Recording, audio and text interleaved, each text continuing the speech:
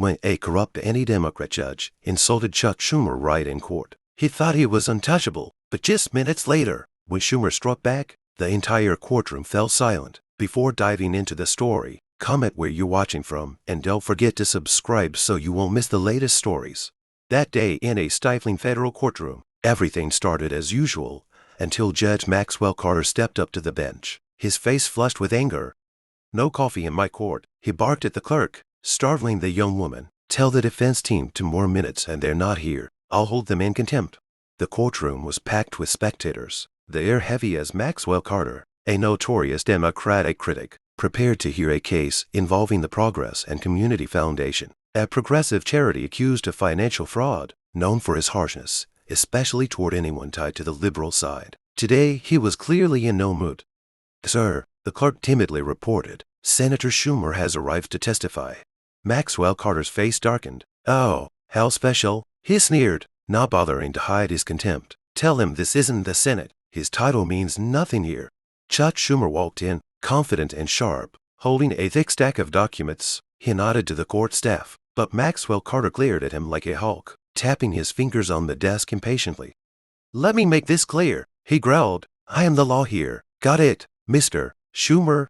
Chuck Schumer stood tall in the middle of the courtroom, his gaze unwavering despite Judge Maxwell Carter's arrogant declaration that it was the law. He gave a slight smirk, a mix of confidence and defiance, then replied, "Understood, sir, but the law isn't something you can twist it will."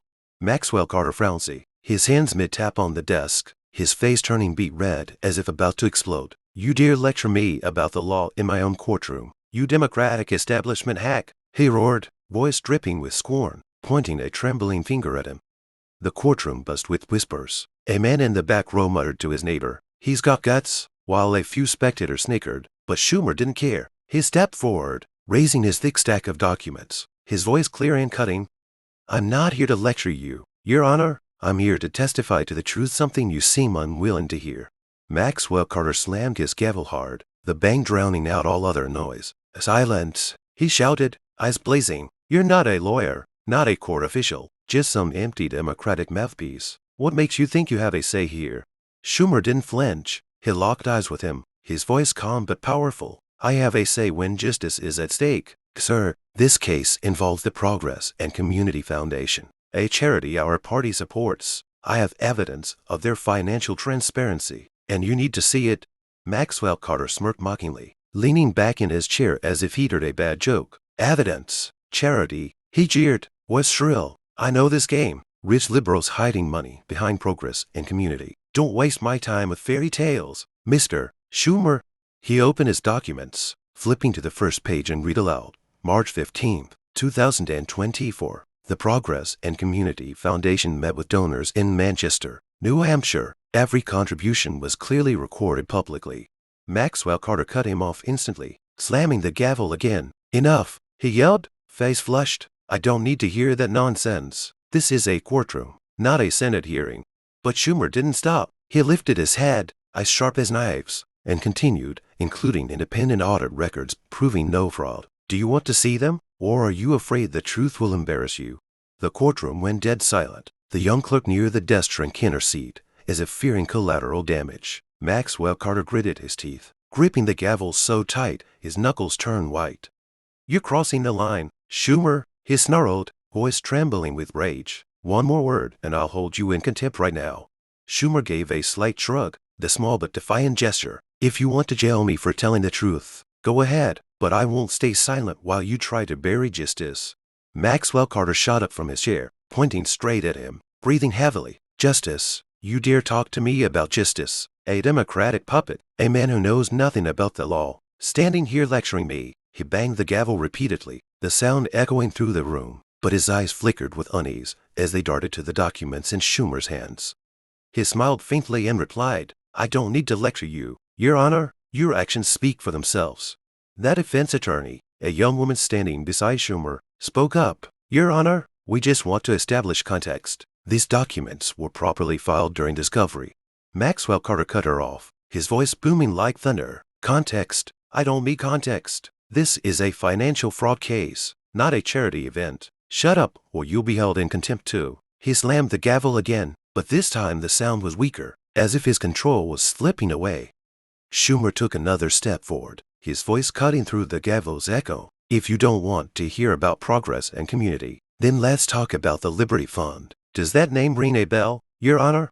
Maxwell Carter frowned, his hand mid-air with the gavel, his face turning from red to pale in an instant, eyes blinking rapidly as if Schumer had hit a nerve. What did you say? He asked, voice dropping to a near whisper. Schumer tilted his head, locking eyes with him sharply. The Liberty Fund, he repeated slowly, each word pinning the air. You know, the group that funneled money into your offshore account, oddly timed with rulings against progressive defendants. The courtroom erupted in murmurs. A man in the back row let out a shocked "oh," while others raised their phones to record. Maxwell Carter slammed the gavel harder than ever, nearly snapping its handle. Silence, silence now, he screamed, voice cracking, hands shaking. You have no right to make baseless accusations in my courtroom. But the panic in his eyes was unmistakable. Sweat rolled down his forehead, his breathing ragged like he was suffocating. Schumer didn't back down. He held up a sheet of paper, his voice calm but razor sharp. Baseless. This is a bank statement with your signature, Your Honor. March 16, 2024. 1 day after the Liberty Fund meeting, $100, 000 shows up in your Cayman account. How do you explain that? Maxwell Carter blinked rapidly, clumsily running a hand through his disheveled hair, eyes darting like he was searching for an escape. That's fabricated, he stammered, voice quivering. You dare slander me, I'll make you pay for this. The question is, Schumer replied, voice icy, do you dare deny it? He flipped another page, reading aloud, April 20th, another $50, 000 from the same source. Want me to keep going? Maxwell Carter didn't answer right away. He sank back into his chair, gripping the desk's edge, staring at the paper from afar like it was a death sentence.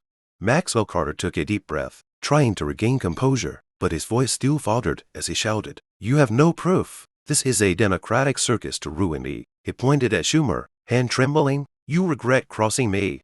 But Schumer just gave a cold smile, his eyes never leaving him. Regret? No, Your Honor, I'm just getting started.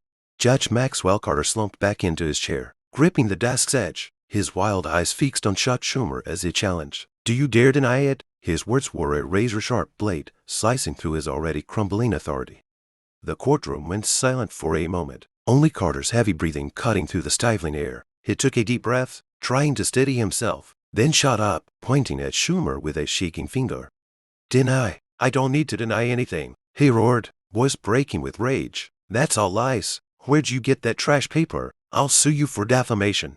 Schumer didn't budge, his gaze locked on Carter, unflinching. Defamation, he countered, voice calm but cutting through the air. This isn't just talk, Your Honor. This is evidence, bank statements, your signature, and emails too. He flipped another page in his stack, reading aloud, June 12, 2024. Email from you to a Liberty Fund rep. Thanks for the timely support. Progress and community will be handled as planned. How do you explain that? The courtroom exploded in whispers. A woman in the back whispered, Oh my God, is that real? While others raised their phones, flashes popping non-stop. Maxwell Carter slammed his gavel hard, the bang failing to drown out the noise. Silence, he yelled, face purple with rage. It's forged. I never sent any email. This is a Democratic plot to destroy me. He turned to the clerk, snarling, record this now. He's making up stories in my courtroom. A clerk, the young woman at the desk, kept her head down, hands trembling over her papers, too scared to look up. Schumer smirked coldly, holding up another sheet. Forged? Then, why does this email come from your official address, Your Honor? And why does it match a $75, 000 deposit to your Cayman account that same day? He tilted his head, eyes like daggers. Want me to read more, or will you explain it yourself? Maxwell Carter staggered, clutching his chair for balance. You have no right, he screamed, voice shrill. This is my courtroom, and I won't let a political puppet turn it into a circus. He banged the gavel repeatedly, each strike betraying his growing panic. I forbid you to say another word. Schumer, one more and I'll have you dragged out. But his voice had lost its certainty, replaced by blatant fear as his eyes flicked to the documents in Schumer's hands. He stepped closer, his voice ringing through the room. Forbid me. You don't have the power to forbid the truth. Your Honor, let me tell you about the Thompson case from last month. He flipped another page, reading aloud, A small business owner lost everything because you refused to review his charity evidence. Just like this case. 2 days later, your account got an $80,000 boost from the Liberty Fund. Quite a coincidence. The courtroom erupted in chatter. A man yelled, "Corruption, plain as day," as phones kept recording relentlessly. Maxwell Carter shouted over the noise, "Enough! I'm a federal judge, not some crook for you to slander." He turned to the court staff nearby. "Get him out of here now. That's an order." But the staff exchanged hesitant glances, none moving. One suddenly shook his head, as if he'd lost faith in Carter. Carter spun back, face pale, pointing at Schumer. "You think you're clever, don't you? You and your Democratic friends will pay for crossing me." Schumer didn't retreat. He held up another sheet. Voice icy. "Clever? No, Your Honor, I just have the truth. Here's a bank statement from May 2024. That wasn't case. You sealed all the records right after meeting the Liberty Fund, and the next day $150,000 showed up in your account. What do you call that? A job bonus?" The courtroom buzzed again. A woman shouting, "Arrest him," as flashes from the audience lit up Carter's panicked face. Carter pounded the desk, this time with both hands instead of the gavel, screaming, "You have no proof. It's all fake. I'll sue you. Sue the Democrats. Sue your whole liberal mob." But sweat poured down his forehead, his breathing ragged like he was choking. He turned to the defense attorney who'd been silent until now. "Stop him. He can't do this."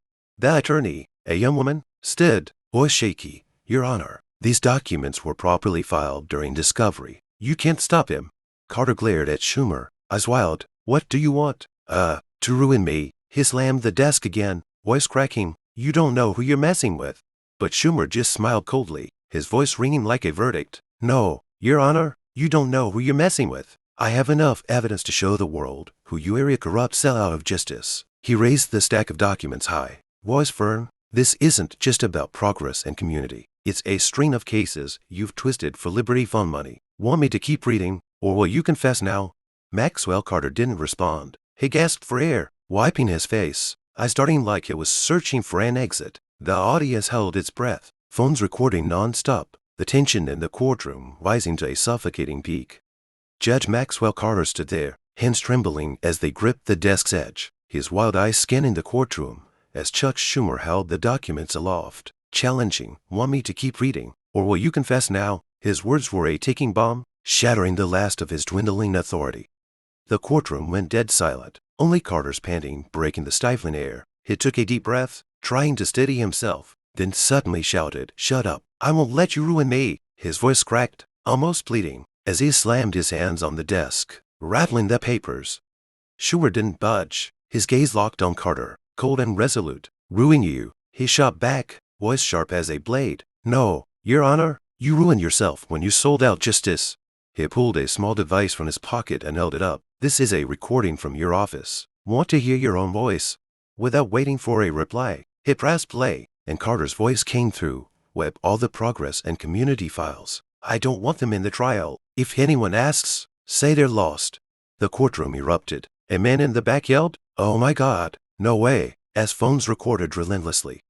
A clerk, the young woman by the desk, burst into sobs, covering her face. "He made me do it," she cried between gasps. "He said he'd ruin my career if I didn't." Her tears fueled the fire, sparking outrage among the audience. A woman stood, shouting, "Blame corruption." Maxwell Carter frowned, eyes wide with horror. "Stop it. Turn it off," he bellowed, lunging across the desk to grab the device from Schumer. But he stepped back quickly, keeping it out of reach. Carter stumbled, crashing to the floor, scattering papers everywhere. Laughter erupted from the audience, mixed with angry jeers. Carter scrambled up, hair a mess, robes askew, looking nothing like a federal judge. "It's fake," he screamed, pointing a shaky finger at Schumer. "You made it up. It's a Democratic conspiracy." Schumer stood still, eyes fixed on him. "Fake?" he asked, voice icy. "Then why are you panicking like this? If it's not real, just calmly prove it." He raised the documents, flipping another page. "But I'm afraid you can't. This is security footage from your office. July 10th, 11 p.m., showing you ordering evidence destroyed. Want to hear more?" Carter didn't answer. He panted, wiping his face, sweat dripping like he'd been drenched. Then he did the unthinkable. With his last ounce of strength, Carter bolted for the back door, his private chambers, like he meant to flee. "I can't take this anymore," he yelled, voice breaking. But the court officers reacted fast, blocking the exit. "Sir, you can't leave," one said firmly. Carter spun around, face pale, screaming, "You're betraying me, all of you." He flailed wildly, like a cornered animal. The courtroom descended into chaos. Spectators jumped up, some clapping, others booing. A man shouted, "Serves him right," as phones kept recording. Maxwell Carter staggered back to the bench, slamming his hands down, but the gavel was gone, lying on the floor from his earlier outburst. "It's a setup," he wailed, voice shrill. "Him and the Democrats framed me. I'm a federal judge. You can touch me." Schumer stepped closer, his voice a verdict. "A setup. No, Your Honor, this is the truth. You can escape." He flipped another page, reading aloud. "August 5th, email from you to the Liberty Fund. The next case will need more support. Make sure the money is on time." Anything to say? Carter stumbled, clutching his chair, starting for an exit. That's fake," he stammered, but his voice was weak, unconvincing. A clerk, still sobbing, rose from her seat, pointing at Carter. "He forced me to do it all," she cried, tears streaming. "He said I'd lose my job if I didn't erase the files. I didn't want to, but I was scared." Her confession was the final blow, igniting the audience again. Someone yelled, "Arrest him now," as applause echoed from the back. Maxwell Carter turned to the clerk, face purple with rage. "Shut up," he roared, pointing at her. "You traitor, I'll ruin you." But his threat only exposed his desperation. He spun back to Schumer, screaming, "Happy now? What more do you want?" Schumer didn't smile, his eyes cold but powerful. "I want justice, Your Honor, and you're not getting away." Carter slammed the desk one last time, hands shaking so hard he nearly tipped the chair. "You've got nothing," he yelled, voice breaking. "I'm the law here." But he didn't finish. Schumer raised the recorder again, finger hovering over the play button. "Want me to play another clip, or should I let the FBI handle it?" The courtroom went silent for a moment, only Carter's panting and the clerk's sobs filling the stifling air. He took a deep breath, trying to roar, "You wouldn't dare," but his voice shattered, almost pleading, his trembling finger pointing at Schumer. Schumer didn't smile, his gaze cold and steady. "Wouldn't dare," he replied, voice sharp as a blade. "You're wrong, Your Honor. I'd do anything to protect justice." He pressed play again, and another recording blared Carter's low, clear voice on a phone call. "Thanks, Liberty Fund. The money's in. Progress and community won't be an issue." The courtroom exploded. A man in the back shouted, "Unbelievable," as phones kept rolling. A clerk, still sobbing, jumped up, pointing at Carter. "That's true," she cried between gasps. "He made that call right in front of me." Carter lunged forward, reaching over the desk to snatch the device. Turn it off now," he screamed, but had tripped over the chair, crashing again, spilling a water glass across the floor. Laughter mixed with angry shouts from the audience. He crawled up, robe soaked, hair plastered to his forehead, no trace of a federal judge left. "It's fake," he yelled, pointing a shaky finger at Schumer. "You and the Democrats set this up. I'll see you all." Schumer stood firm. "I's never leaving him." "Fake?" he asked, voice like ice. "Then why are you so terrified?" He raised his phone, playing security footage. Carter in his office, phone in hand, saying, "Money's on time. I'll handle the next case as planned." A clear, undeniable image flashed on the small screen, reflecting Carter's panicked face. The audience erupted again. A woman shouted, "Arrest him now," as applause and boos blended into a chaotic symphony. Carter staggered, hands clinging to the desk, eyes vacant, as if he just realized he'd lost. But then, with his last shred of strength, he did something no one expected. He lunged across the table, snatched the documents from Schumer's hands, and tore them apart in front of everyone. "You've got nothing," he bellowed, papers flying everywhere like rain. "No one will believe you." The act only made him look more desperate. Schumer stepped back, his gaze icy. "You just dug your own grave deeper, Your Honor," he said, voice calm. "I have copies, and so does the FBI. You're done."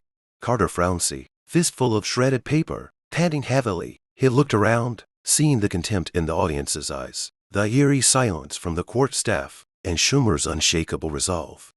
You can't do this to me," he whispered, voice breaking. "I'm a federal judge. I have power." But his words were drowned out by the heavy footsteps from the main door. The door swung open, and an FBI team marched in, led by a tall agent with a badge glinting under the lights. "Judge Maxwell," the agent declared, voice booming like thunder, "we have a warrant for your arrest on charges of corruption, abuse of power, and destruction of evidence." The courtroom erupted again, thunderous applause mixing with excited shouts. Carter spun around, face pale, screaming, "You can't do this. I have immunity. I have connections." But the agent ignored him, signaling to others to approach, their handcuffs gleaming. Carter thrashed, trying to bolt for the back door again, but the court officers blocked his escape. "You're not going anywhere," one said, voice firm. The lead FBI agent stepped forward, gripping Carter's arm. "We know exactly who you are, Your Honor," the agent said, voice low. "We also know about the Liberty Fund, your offshore accounts, and what you did with the Progress and Community Foundation. It ends today." The gold handcuff snapped around Carter's wrist with a sharp click, and he stopped struggling, head bowed like a man who lost everything. The audience exploded. A group stood and clapped, while others shouted. Justice prevailed. A man raised his phone, yelling, "Record this. Let the world see." A clerk, still crying, turned to the agent, trembling as she said, "I'll tell you everything. He forced me to do it all." The agent nodded, motioning for another to take her statement. Schumer stepped back, arms crossed, his eyes locked on Carter as he was led down the aisle. He looked up one last time, glaring at Schumer with hatred. "Think you've won?" he whispered, voice shaky. "There'll always be someone to replace me." Schumer tilted his head, replying with unwavering confidence, "No, Your Honor, justice won, and you lost because of yourself." Carter said nothing more, head dropping as the agents escorted him out. The clank of handcuffs echoed as the FBI agents led Judge Maxwell Carter down the courtroom aisle, his soaked robe and disheveled hair plastered to his forehead. He kept his head down, shoulders slumped like a man who lost it all, but a flicker of spite flashed in his eyes as he glanced at Chuck Schumer. The courtroom buzzed, applause and jeers from the audience, blending into a symphony of triumph. A man in the back row shouted, "Put him in jail now," as phone flashes popped relentlessly, capturing the downfall of the man who'd once called himself the law. Carter paused mid-aisle, turning one last time to Schumer. "Think you've won?" he whispered, voice trembling but venomous. "There'll always be someone to replace me. You won't change a thing." Schumer stood at the center, arms crossed, his gaze locked on him, unflinching. "No, Your Honor," he replied, voice cold but powerful. "Justice won, and you lost because of yourself, for what you did to Progress and Community, to Thompson, and to countless other innocents." Carter opened his mouth to retort, but an agent yanked his arm, cutting him off. "Let's go," the agent growled, and Carter was dragged away, powerless to resist. The audience erupted again. A group stood and clapped, while a woman shouted, "He got what he deserved." The handcuffs clinked as Carter was led out, the door slamming shut behind him, marking the end of the reign of a once untouchable figure.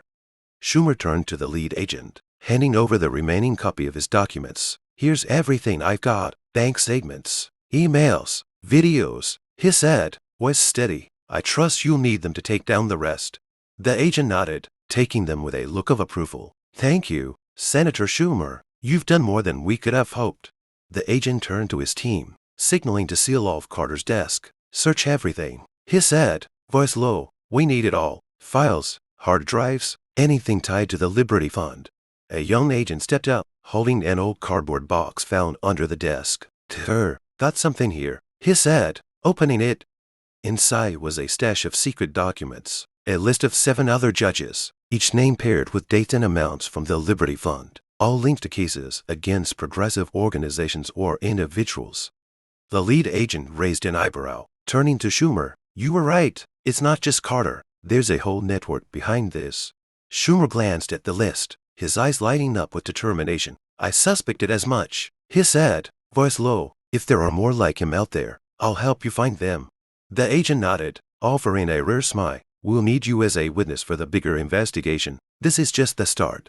Schumer nodded without hesitation. "I'm in," he replied, eyes fixed on the documents. The courtroom quieted down, but the air still buzzed with excitement. That defense attorney, the young woman who'd stood by Schumer from the start, approached, voice shaky with emotion. "You just saved the Progress and Community Foundation, and not just them. You made history today." Schumer turned, his gaze softening slightly. "No," he said simply, "we just restored justice. This is a win for everyone Carter trampled." The attorney smiled, nodding, Still, you were incredible. The audience couldn't take their eyes off Schumer. An older man stood, clapping slowly, and others joined in, the applause spreading through the room. A woman raised her phone, shouting, "He's our hero." A clerk, still cheerful, turned to the agent, voice trembling, "I'll tell you everything. He forced me to destroy evidence, threatened me for months." The agent took careful notes, nodding, "You did the right thing by speaking up. We'll protect you."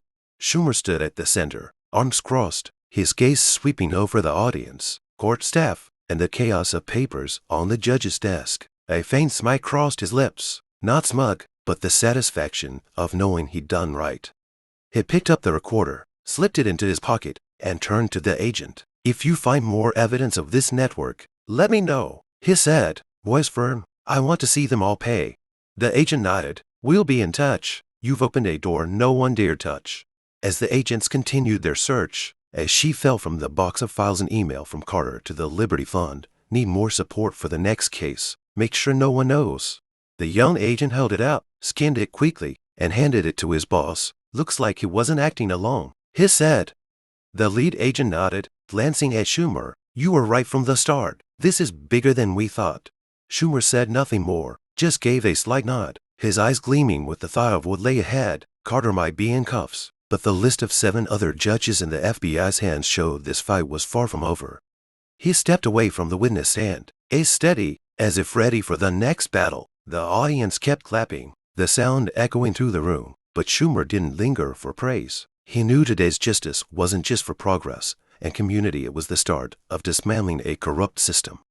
Maxwell Carter, who once called himself the law, now Saturday in handcuffs, his authority vanishing like smoke. Schumer, whom he dubbed a political puppet, had become his final nightmare. That defense attorney, the young woman beside Schumer, stepped forward, voice trembling with emotion. "You just saved the Progress and Community Foundation. This case is over." Schumer turned, nodding slightly. "Not just them," he said, voice firm. "This is a win for everyone Carter crushed." He glanced at the FBI agents, directing the search of Carter's desk. The scraps of paper he'd torn lay scattered on the floor, but the secret stashed list of 7 other judges no Saturday in the FBI's hands, opening the door to a larger investigation. Minutes later, a temporary judge was called in to take over, an older man with a stern face. He quickly reviewed the evidence. Carter had tried to bury Progress and Community Foundation's independent audit records. After a moment of silence, he banged the gavel, declaring, "There's no basis for the fraud charges. Case dismissed." The courtroom erupted in applause again, softer this time, like a fitting close. The charity's representative, an older man with silver hair, approached Schumer, tears streaming down his cheeks. "You saved us," he said, voice choked.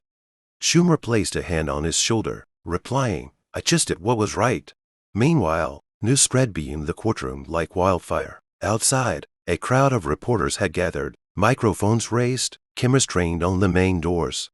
As Schumer stepped out, flashes erupted like fireworks. A reporter shouted over the noise, "Senator Schumer, what can you say about Carter's arrest?" He paused, looking straight into the camera, voice clear and steely. "Today we proved no one is above the law, not even a judge." Maxwell Carter abused his power, took dirty money from the Liberty Fund to target the innocent, and twisted justice for personal gain. But the truth won. This is a warning to anyone who thinks they can bend the system where you'll find them. Her words lit a spark on X. Justice for all, and Schumer's corruption shot to the top trends in under 30 minutes. One user wrote, "Chuck Schumer just took down a corrupt judge in court. This is power." Another post, "Carter's done, but how many more like him are out there?" Videos from the audience of Carter shredding papers and getting cuffed spread with millions of views in hours. Comments flooded in, "He's a hero." Inside the courtroom, FBI agents kept searching Carter's office. A young agent brought out another box of files, opening it for the lead agent. "More emails and statements here," he said. The list of 7 other judges all took Liberty Fund money, all with rulings like Carter. The lead agent nodded, glancing at Schumer from afar. "He opened a bigger door than we realized," he muttered, then ordered, "Seal it all. We'll investigate every single one." News of the corruption network rippled out, shaking the judicial system. Outside, the crowd grew. A group held handmade signs, "Thank you, Chuck," while others chanted, "Justice for the people." An amateur filmmaker posted a video of Schumer exiting the courthouse, Captioned, "The moment justice be corruption." It racked up hundreds of thousands of likes fast. Major news outlets jumped in. Senator exposes corrupt judge, headline everywhere, from Fox News to CNN, each with a spin, but all agreeing Schumer made history. Back in the courtroom, the clerk Saturday with an agent, spilling details. "He threatened me for months," she said between sobs. "I didn't want to destroy evidence, but he said he'd ruin me if I didn't." The agent took careful notes, reassuring her, "You did right by speaking up. We'll protect you." Her testimony became a key piece, bolstering the case against Carter and paving the way for a deeper probe into his network. On X, public reaction exploded. One user wrote from California, "Schumer's the icon we need." Another post,